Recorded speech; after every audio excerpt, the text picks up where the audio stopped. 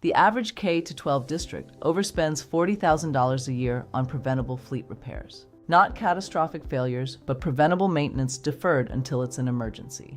Reactive maintenance multiplies costs. A $180 brake component replaced on schedule costs $1,100 once it wears into the rotor. It's a massive unnecessary expense.